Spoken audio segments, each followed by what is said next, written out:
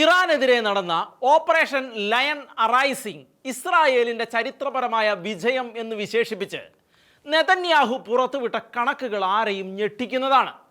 ഇസ്രായേലിനെ തന്നെ കൃത്യമായി ലക്ഷ്യമിട്ട ഇറാൻ്റെ ആണവ പ്രവർത്തനങ്ങളെയും 20,000-ലധികം ബാലിസ്റ്റിക് മിസൈലുകളും അടങ്ങിയ 2 തരം ഭീഷണികളായിരുന്നു ഇസ്രായേലിന് ഇറാനിൽ നിന്ന് ഉണ്ടായിരുന്നത്. അത് പൂർണ്ണമായി ഇല്ലാതാക്കി.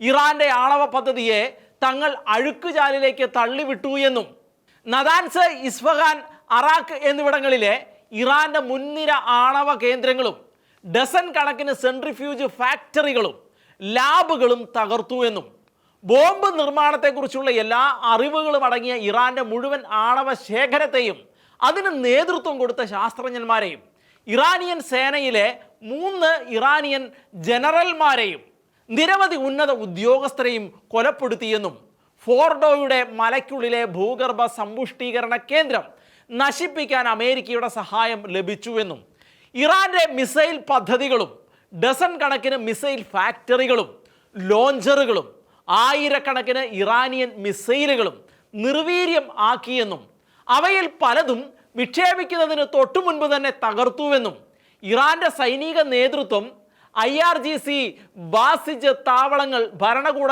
ചിഹ്നങ്ങൾ എന്നിവയെല്ലാം ടാർഗറ്റിൽ ഉണ്ടായിരുന്നുവെന്നും കഴിഞ്ഞ 50 വർഷത്തിനിടെ ടെഹ്റാൻ കണ്ട ഏറ്റവും വലിയ പ്രഹരമാണ് തങ്ങൾ ഏൽപ്പിച്ചത് എന്ന് നെതന്യാഹു വ്യക്തമാക്കിയിരിക്കുകയാണ്. ഇതുകൂടാതെയാണ് ഇസ്രായേൽ ഒരു സുപ്രധാന അധ്യായം അവസാനിപ്പിച്ചുവെന്നും പക്ഷേ ഇറാനെതിരായ പ്രചാരണം അവസാനിപ്പിച്ചിട്ടില്ല എന്നും നിലവിലെ പ്രവർത്തനത്തിൻ്റെ നേട്ടങ്ങളെ അടിസ്ഥാനമാക്കിയുള്ള ഒരു പുതിയ ഘട്ടത്തിലേക്ക് നമ്മൾ പ്രവേശിക്കുകയാണ് എന്നും ഇറാൻ്റെ ആണവ പദ്ധതിയെയും മിസൈൽ പദ്ധതിയെയും നമ്മൾ വർഷങ്ങൾ പിന്നോട്ട് കൊണ്ടുപോയി എന്നും ഇസ്രായേലിൻ്റെ സൈന്യവും ഇപ്പോൾ വ്യക്തമാക്കിയിരിക്കുകയാണ്.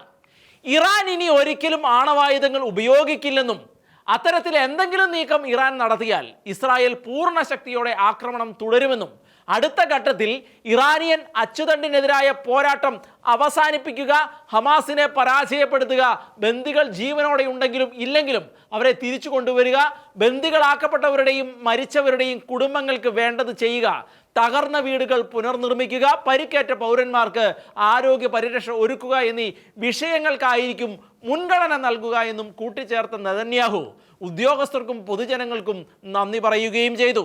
ഇസ്രായേൽ ജനത സിംഹത്തെ പോലെ എഴുന്നേറ്റു, ഒരുമിച്ച് നിന്ന് സങ്കല്പിക്കാനാകാത്തത് നേടിയെന്നും സർവശക്തനായ ദൈവത്തിൻ്റെ സഹായത്തോടെ നിത്യരാഷ്ട്രമായ ഇസ്രായേൽ തങ്ങളുടെ നിത്യത സുരക്ഷിതമാക്കുമെന്നും അദ്ദേഹം വ്യക്തമാക്കി.